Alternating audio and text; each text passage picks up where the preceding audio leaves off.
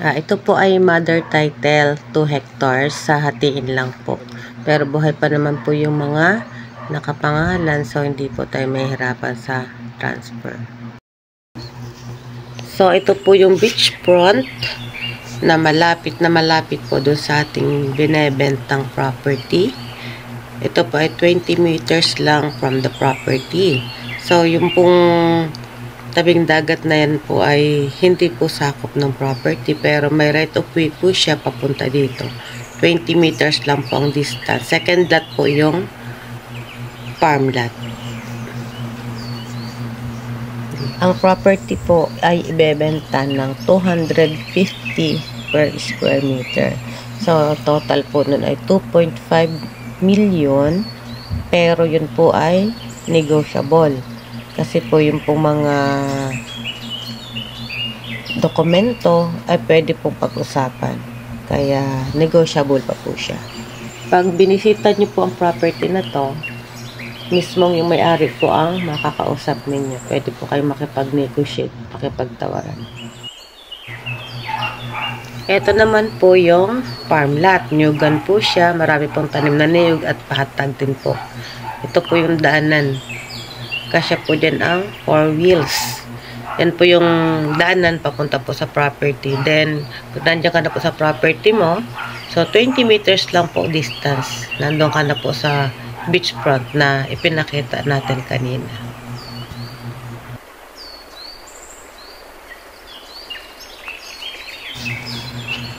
Ayan, so pasok po dyan ang 4 wheels. Basta't medyo mataas lang po yung ating gulong. Pag yung kotse po na mababa, medyo side po dyan sa feeder road na ginawa po para sa single na motor.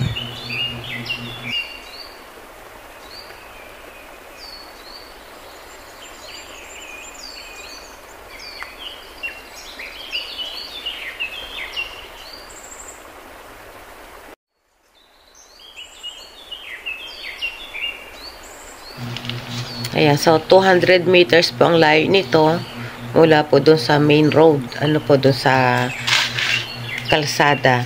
Pero ito po yung papasok niya. Malawak naman po yun at kasya po dyan ang ating sasakyan.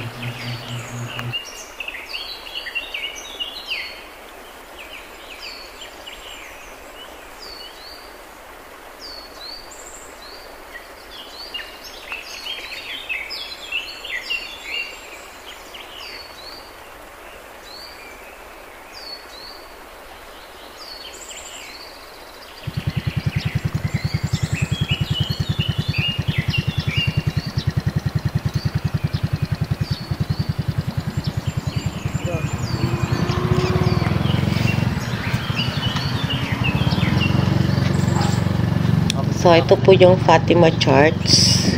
Dito po tayo nagmula. Papasok po dun sa papuntang property na malapit po sa beach. Ito po ay binaybay namin ng 28 kilometers po ito from National Highway. From National Highway po, 28 kilometers. So, ang daan po dito, may part po na malubak. Ganyan po yung hindi pa siya sementado. At meron din naman pong part, mas marami naman po yung part na cemented road na. Kasyang-kasya po o pasok na po, kakapunta po ang ating mga sasakyan. Ganyan po, meron po malubak, meron hindi sementado. Ayan, nakikita naman po sa video. So ito po yung beachfront niya. Napakaganda po ng buhangin yan, pino. Marami na rin pong resort na mga kalapit yan. May mga resort na rin po na dinadayo. So, pag na-avail nyo po yung property na to, meron po siyang right of way na sa 8 meters. Kasi po pagitan po siya ng durang property. So, diretso ka na rin po dyan sa beachfront.